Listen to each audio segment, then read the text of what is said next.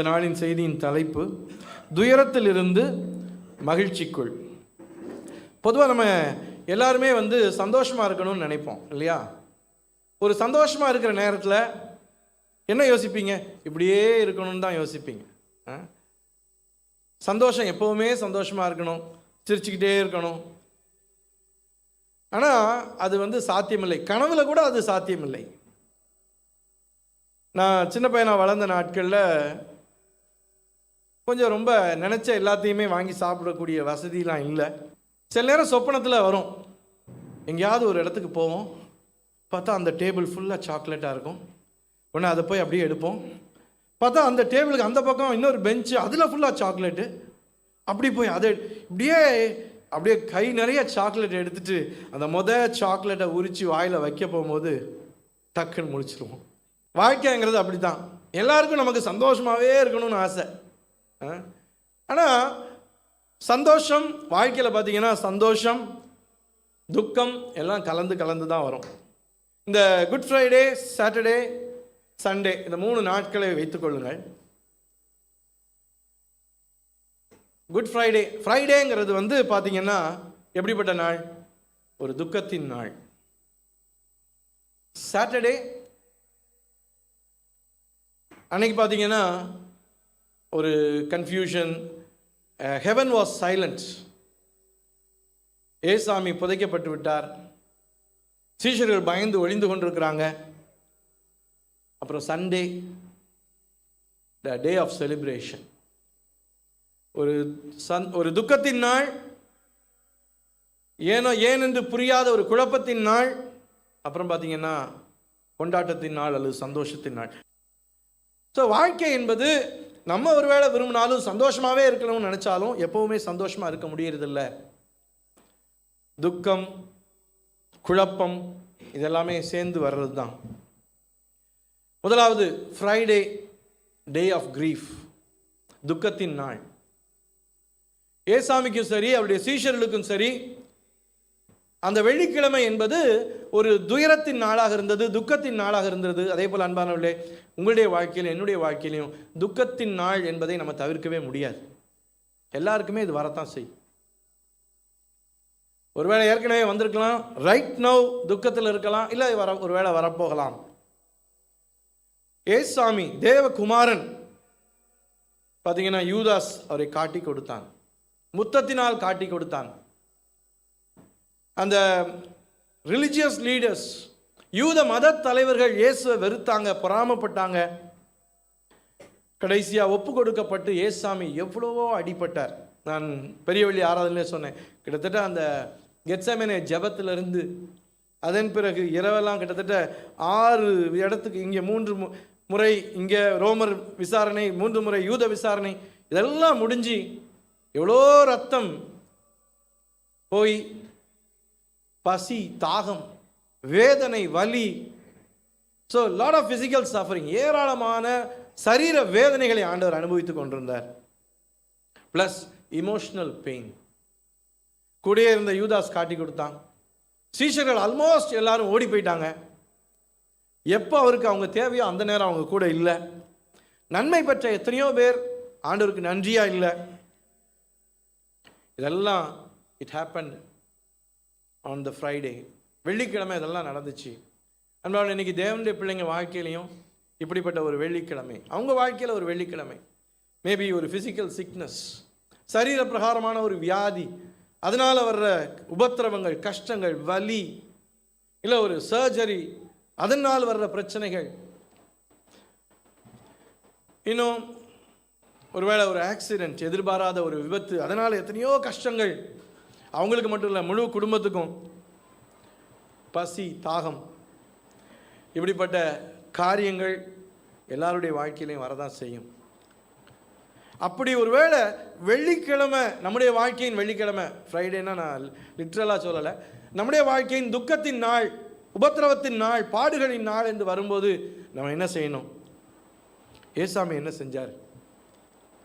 2 காரியம் அன்பார்கள். ஒன்று, fellowship of chains, பரிசுத்தவான்களுடைய ஐக்கியம் தேவை.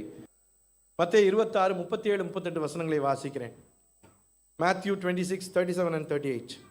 பேதுருவையும் செபதேயுவின் குமாரர் இருவரையும், பேதுரு, யாக்கோபு, யோவான், கூட்டிக் கொண்டு போய் துக்கம் அடையவும் வியாகுலப்படவும் தொடங்கினார். அப்பொழுது அவர், என் ஆத்துமா, இந்த 3 சீஷர்ட்ட ஆண்டவர் சொல்றாரு, என் ஆத்துமா மரணத்துக்கு ஏதுவான துக்கம் கொண்டிருக்கிறது, நீங்கள் இங்கே தங்கி என்னோடே கூட விழித்திருங்கள். You stay with me. ஆண்டவர் அந்த சீஷர்கள் கூட இருக்கிறத, அந்த பிசிக்கல் பிரசன்ஸ், அதை அவர் வாஞ்சித்தாருங்க. ஆனா வந்தவங்க தூங்கிட்டாங்க. ஒரு ஊழியக்காரர் சொல்றார், சரி சில நேரம் இந்த மாதிரி யாருக்காவது எமர்ஜென்சி நம்ம ப்ரேயருக்கு கூடுவோம், திடீர்னு கூடுவோம். ஆனால் அந்த மாதிரி ஒரு ப்ரேயர் மீட்டிங் வந்து நீங்கள் தூங்கிட்டா கூட பரவாயில்ல, வீட்டில் உட்காந்து டிவி பார்த்துட்டு இருக்கிறதுக்கு. இங்கே இவங்க 3 பேர் என்ன செஞ்சாங்க? தூங்க தான் செஞ்சாங்க. பட் ஸ்டில் அவங்கள கூட ஆண்டவர் கூப்பிட்டு பக்கத்தில் வச்சுக்கிட்டார். சம்திங், அந்த ஃபிசிக்கல் ப்ரெசன்ஸ், இட் மேட்டர்ஸ். இன்னைக்கு உங்களுடைய வாழ்க்கையில், என்னுடைய வாழ்க்கையில் அன்பானே, வி நீட் ஈச் அதர். நம்ம வாழ்க்கையில் கஷ்டப்படும் போது நமக்கு உண்மையிலே we need the fellowship of saints. செயின்ஸுங்கிறது ஏதோ பெரிய பரிசுத்தவான்கள்ல, நீங்கள் பவுலுடைய நிருபங்களை பாருங்க, செயின்ஸுன்னு தான் அவங்களை அட்ரஸ் பண்ணுறாரு. Positional righteousness. இயேசு கிறிஸ்துவ விசுவாசிக்கிறவங்க பரிசுத்தவான்களாக ஆண்டவர் அழைத்திருக்கிறார். குறைகள் இருக்கலாம், தவறுகள் இருக்கலாம், ஆனாலும் அப்படிப்பட்ட மக்களுடைய ஐக்கியம் எவ்வளோ அவசியம் அன்பானவர்களே. அதுக்கு தான் ஆண்டவர் திருச்சபையை கொடுத்திருக்கிறார். சில நேரம் நம்ம வரும்போது இதையும் அதையும் பற்றி நெகட்டிவாக பேசுறதுல பிரயோஜனம் இல்லை, குறைகளை பேசி பிரயோஜனம் இல்லை. ஆனால் உண்மையில் நம்முடைய இருதயத்தின் பாரத்தை மற்றவங்களோட பகிர்ந்து கொண்டு ஜெபிக்கிற நண்பர்கள் நமக்கு தேவை. இன்னைக்கு உங்களுடைய வாழ்க்கையில் உபத்திரவத்தின் வழியாக போகும்போது, ஒரு ஃபேமிலியாக போகும்போது நமக்கு அப்படிப்பட்ட வெல் விஷஸ் ஃபேமிலி மெம்பர்ஸ் நமக்கு தேவை. 2வது காரியம், இன்டு ஹிஸ் பிரசன்ஸ். நம்ம கஷ்டத்தின் வழியாக, துக்கத்தின் வழியாக போகும்போது நமக்கு ஜெபிக்கிற, நம்மை புரிந்து கொண்டு, நம்மளை விளங்கி கொண்டு, நம்மளை சப்போர்ட் பண்ணுற மக்கள் நமக்கு தேவை. அடுத்தது, நம்ம ஜெபிக்கணும். ஆண்டவருடைய சமூகத்தில் போய் தனியாக போய் ஜெபிக்கணும். இங்கே ஏசாமி பார்க்குறோம், அவர் என்ன செஞ்சாராம்? மார்க் 14:35, சற்று அப்புறம் போய் தரையிலே விழுந்து, இன்னொரு இடத்துல முகங்குப்புற விழுந்து, அந்த வேளை தம்மை விட்டு நீங்கி போக கூடுமானால் அது நீங்க வேண்டும் என்று வேண்டிக் கொண்டு, அப்பா பிதாவே, எல்லாம் உம்மாலே கூடும், இந்த பாத்திரத்தை என்னிலிருந்து எடுத்து போடும், ஆகிலும் என் சித்தத்தின்படி அல்ல, உம்முடைய சித்தத்தின்படியே ஆக கடவது. இந்த மாதிரி கஷ்டத்தின் வழியாக போகும்போது, துக்க நாட்கள் வழியாக போகும்போது, உபத்திரவத்தின் வழியாக போகும்போது, ஜெபத்தில் 3 காரியங்கள். 1, ஆண்டவர் சொல்றார், உம்மாலே எல்லாம் கூடும். Lord, you can do all things. First ஆண்டவர் யாருங்கிறத நம்ம அறிக்கையிடணும்.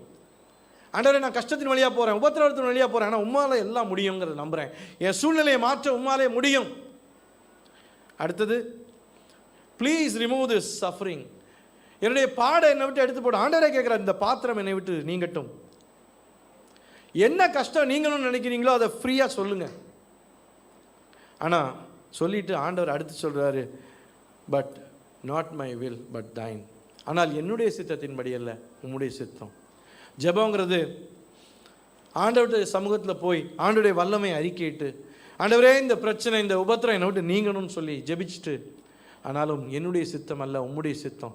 சிலர் அந்த நாட்களில் கரிஸ்மேட்டிக் பீப்புள் சொல்கிறாங்க, அப்படி ஆண்டவருக்கு ஒப்பு கொடுத்து ஜெபம் பண்ணுறது இட்ஸ் அ சைன் ஆஃப் அன்ஃபெய்த். ஆண்டவரே செய்யும்னு சொல்லி அப்படி தான் கேட்கணும் ஒழிய உம்முடைய சித்தம்னா செய்யும்லாம் சொல்லக்கூடாது. Surrendering and submitting to God's will is scriptural. ஆண்டவருடைய சித்தத்துக்கு நம்மை உட்படுத்துவது தேவ சித்தம். 2வது, சாட்டர்டே. ஃபர்ஸ்ட் ஃப்ரைடே துக்கத்தின் நாள். சாட்டர்டே எப்படிப்பட்ட நாள்?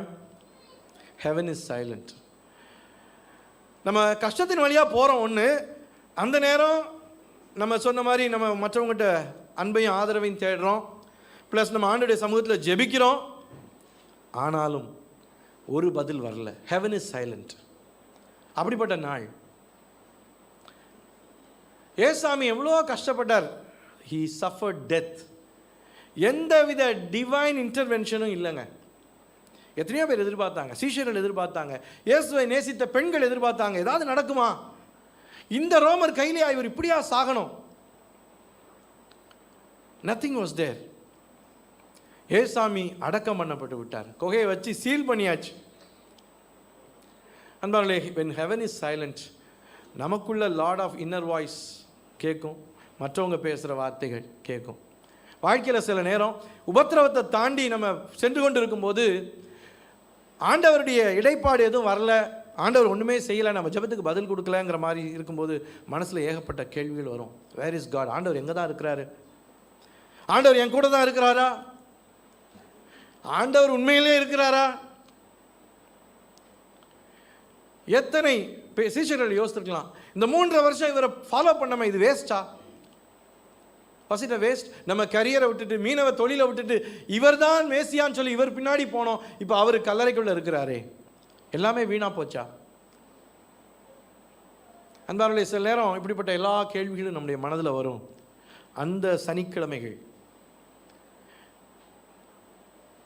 பரலோகம் அமைதியாக இருக்குது, நமக்கு நம்பிக்கைக்கு ஏதுவாக எதுவுமே இல்லை, everything is silent, everything is dark.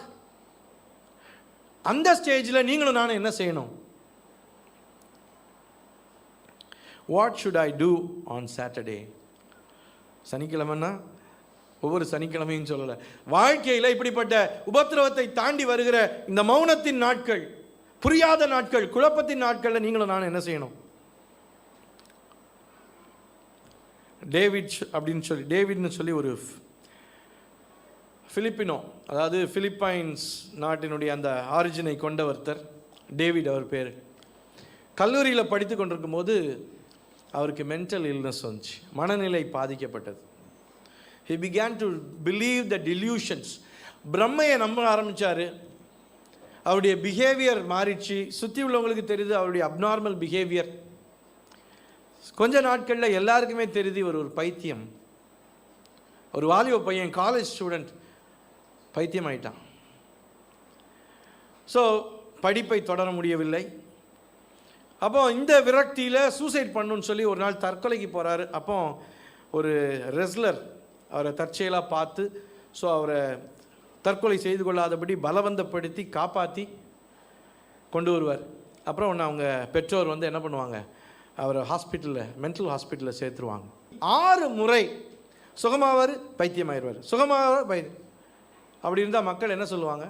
பெர்மனண்ட்டாக seal வச்சுருவாங்க அவர் பேர். படிப்பு இல்லை, எல்லாமே அவருடைய வாழ்க்கையே ஒரு கேள்விக்குறியாக இருந்த சூழ்நிலையில் ஒரு நாள் அவங்க அம்மா ஒரு அட்டையில், கடவுளுக்கு பயந்த ஃபேமிலி தான், அவங்களுக்குமே புரியல நமக்கு குடும்பத்தில் இப்படி ஒரு கஷ்டமா, ஒரு சின்ன அட்டையில் எபிரேயர் 13:5 அந்த வசனத்தை எழுதி கொடுப்பாங்க. ஐ will never leave you nor forsake you. நான் உன்னை விட்டு விலகுவதும் இல்லை, உன்னை கைவிடுவதும் இல்லை. இந்த ஒரு வசனத்தை அந்த பையன் கையில் கொடுத்தாங்க. அன்பானவர்களே, எப்பெல்லாம் வந்து ஐ எம் அலோன், என் வாழ்க்கையில் இவ்வளோ தூரம் நான் கஷ்டப்படுறேன், அவமானப்படுறேன், எனக்கு எதுவுமே இல்லைன்னு சொல்கிறானோ அந்த வசனத்தை வாசிப்பான். I will never leave you nor forsake you. நான் உன்னை விட்டு விலகுவதும் இல்லை, உன்னை கைவிடுவதும் இல்லை. அன்பானவர்களே, நீங்கள் யோசிக்கலாம் இதில் என்ன இருக்குன்னு. That one verse changed his life. He was healed. He got hope. நம்பிக்கையை பெற்றுக்கொண்டார், சுகமானார். எல்லாரும் சொன்னாங்க இவன் நம்ம படிக்கவே மாட்டான், படித்து முடித்தார். இவனுக்கு எவன் இவனுக்கு யார் வேலை கொடுப்பான்னு நினச்சாங்க, வேலை கிடச்சிது. இவனை யார் கல்யாணம் கட்டுவான்னு நினச்சாங்க, கல்யாணம் ஆச்சு. இவனுக்கு எங்கே குழந்தை பிறக்கும்னு நினச்சாங்க, 2 குழந்தை. இன்றைக்கி ஒரு சந்தோஷமான ஒரு குடும்பம். ஐ ஹர்ட் இஸ் டெஸ்டிமனி, நான் அவருடைய சாட்சியை கேட்டேன். அந்தாங்களே, ஒருவேளை இன்றைக்கி வந்து it may be your Saturday. ஏன் எதுக்குன்னு எதுவுமே புரியலை. Heaven is silent, but still you have to stand on the promises of God. அதனால் என்னுடைய வாழ்க்கையில் எத்தனையோ கஷ்டங்கள், வேதனைகள் வழியாக போகும்போது ஆறுதலாக இருந்த ஒரு வாக்குத்தத்தம் ஏசாயா 43:2. நீ தண்ணீர்களை கடக்கும்போது நான் உன்னோடு இருப்பேன், நீ ஆறுகளை கடக்கும்போது அவைகள் உன்மேல் புரளுவதில்லை, நீ அக்கினியில் நடக்கும்போது வேகாதிருப்பாய், அக்கினி ஜுவாலை உன் பேரில் பற்றாது. தண்ணியை கடக்கும்போது, ஆறுகளை கடக்கும்போது, வெள்ளத்தின் வழியாக போகும்போது நமக்கு புரியலை ஏன் எனக்கு இப்படி. ஆனால் ஆண்டவர் சொல்கிறார், இந்த சூழ்நிலையிலையும் ஐ ஆம் வித் யூ. விசிபிளாக உனக்கு நான் தெரியலைனாலும் this is my promise, you believe, நான் உன் கூட தான் இருக்கிறேன். நீ அக்கினியை நடந்தாலும் நீ எரிஞ்சு போக மாட்ட, வெந்து போக மாட்ட. You will come through. இதன் வழியாக நீ கடந்து வந்துடுவ. வெள்ளிக்கிழமையை தாண்டிட்ட, சனிக்கிழமை வழியாக போயிட்டுருக்கிற, you will come through. There is a Sunday for you. Standing on the promises of God. ஆண்டவருடைய வாக்கு தத்தத்தின் மேல் நிற்பது என்பது முக்கிய. அன்பானவர்களே, பைபிளில் கிட்டத்தட்ட 7000 வாக்கு தத்தங்கள் இருக்குன்னு சொல்கிறாங்க. அந்த டேவிட்ங்கிற மனுஷனுடைய வாழ்க்கையில் ஒரு வாக்கு தத்தம் அவனுடைய லைஃப்பை மாற்றிச்சு. ஆண்டவர் அவருடைய வார்த்தையின் மூலமாக உங்களை என்கரேஜ் பண்ணுவார். மூன்றாவதாக சண்டே, டே ஆஃப் செலிப்ரேஷன், கொண்டாட்டத்தின் நாள். யோசித்து பாருங்கள், அந்த பெண்கள்லாம் ஆண்டவருடைய உடலை எம்பாம் பண்ணுறதுக்காக போகிறாங்க. அவங்க யோசிக்கிறாங்க, நமக்கு கல்லை யார் புரட்டுவா? அவங்களுக்கு அதான் பெரிய கவலையாக இருந்துச்சு. சீஷர்கள் பயந்து ஒளிந்து கொண்டிருந்தாங்க. ஐயோ, அடுத்து நம்மளே எப்போ கொல்லுவாங்களோன்னு சொல்லி அறைக்குள்ளாக ஒளிந்து கொண்டிருந்தாங்க. ஆனால் அந்த நாள் ஃப்ரைடே சாட்டர்டே மாதிரி இல்லை, it's a day of resurrection. ஆண்டவர் உயிரோடு எழுந்தார். அந்த பெண்கள் சந்தோஷப்பட்டாங்க, சீஷர்கள் சந்தோஷப்பட்டாங்க, பயந்து கொண்டிருந்தவங்க அவ்வளோ தூரம் சந்தோஷப்பட்டாங்க. அன்பானவர்களே, யோவான் 16:20-22 வசனங்களை வாசிக்கிறேன். மெய்யாகவே மெய்யாகவே நான் உங்களுக்கு சொல்லுகிறேன், நீங்கள் அழுது புலம்புவீர்கள், உலகமோ சந்தோஷப்படும். அன்பானவர்களே, தேவனுடைய பிள்ளைங்க வாழ்க்கையில் இது நடக்கத்தான் செய்கிறது. உலகம் சந்தோஷப்படுது, உலகம் ஆர்ப்பரிக்குது, ஆர்ப்பாட்டம் பண்ணுது. They are celebrating. நம்ம தனியாக அழுது கொண்டு இருக்கிறோம். நீங்கள் அழுது புலம்புவீர்கள், உலகமோ சந்தோஷப்படும். அப்படிப்பட்ட வெள்ளிக்கிழமைகள் வரும், அப்படிப்பட்ட சனிக்கிழமைகள் வரும். நீங்கள் துக்கப்படுவீர்கள், ஆனாலும் உங்கள் துக்கம் சந்தோஷமாக மாறும். ஆமென். ஸ்திரீயானவளுக்கு பிரசவ காலம் வந்திருக்கும் போது அவள் துக்கம் அடைகிறாள். பிள்ளை பெற்றவுடனே ஒரு மனுஷன் உலகத்தில் பிறந்தான் என்கிற சந்தோஷத்தினால் அப்புறம் உபத்திரவத்தை நினையாள். அதுபோல நீங்களும் இப்பொழுது துக்கம் அடைந்திருக்கிறீர்கள். நான் மறுபடியும் உங்களை காண்பேன், அப்பொழுது உங்கள் இருதயம் சந்தோஷப்படும். உங்கள் சந்தோஷத்தை ஒருவனும் உங்களிடத்திலிருந்து எடுத்து போட மாட்டான். அன்பார்களே, உண்மையிலே ஆண்டவர் சொல்ல, நம்ம நினைக்கிறோம் ஃப்ரைடே தான் என் வாழ்க்கையெல்லாம் ஃப்ரைடேயாக இருக்க போது, என் சாகிற வரைக்கும் சாட்டர்டேயாக இருக்க போது. இல்லைங்க, ஈஸ்டர் இஸ் கம்மிங். ஆண்டவர் உங்கள் வாழ்க்கையில் ஒரு ரிசரக்ஷன் டே வச்சிருக்கிறாரு. உங்கள் சூழ்நிலை மாறும், உங்களுடைய பிரச்சனைகள் தீரும், ஆண்டவர் சொன்ன வாக்குத்தத்தங்கள் நிறைவேறும், உங்கள் துக்கம் சந்தோஷமாய் மாறும். When God appointed a Friday in your life, He already prepared a Sunday. உங்கள் வாழ்க்கையில் ஒரு வெள்ளிக்கிழமை என்கிற அந்த துக்க நாளை ஆண்டவர் நியமித்த போதே உங்களுக்குன்னு ஒரு Easter டேயும் வச்சிட்டார். God has already prepared it. இன்றைக்கி ஒருவேளை அது உங்கள் கண்ணுக்கு தெரியாமல் இருக்கலாம், சீஷர்களுக்கு தெரியல. But when the day came, எல்லாரும் பார்த்தாங்க. ஆண்டவர் சொன்னார், இப்போ நீங்கள் துக்கப்படுறீங்க, அப்போ சந்தோஷப்படுவீங்க. அந்த சந்தோஷத்தை ஒருவனும் உங்களிடத்துலேருந்து எடுத்து போட முடியாது.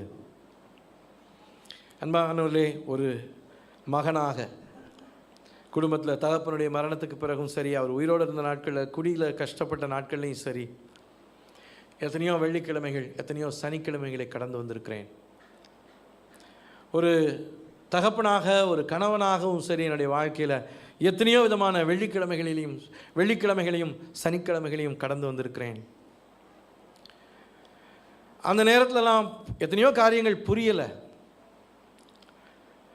ஒரு ஊழியக்காரர் பலவிதமான கஷ்டங்கள் வழியாக போகும்போது, குறிப்பாக அவருடைய மகனுடைய மரணம், இப்படி எத்தனையோ காரியங்கள் வழியாக போகும்போது, அந்த மரணத்துக்கு அப்புறம் கிட்டத்தட்ட 6 மாதம் யாருக்கும் இன்டர்வியூ கொடுக்கல. 6 மாதம் கழித்து CNN அந்த சேனலில் பேசுகிறார், இன்டர்வியூ கேட்குறாங்க. அப்போ கேட்குறாங்க, இவ்வளோ தூரம் உங்களுடைய மகன் மரித்தார், இப்படிப்பட்ட கஷ்டங்கள் வழியாக போகும்போது கடவுள்னு ஒருத்தர் இருக்கிறாரான்னு நீங்கள், கடவுள் the very existence of God, அதை சந்தேகப்பட்டீங்களா?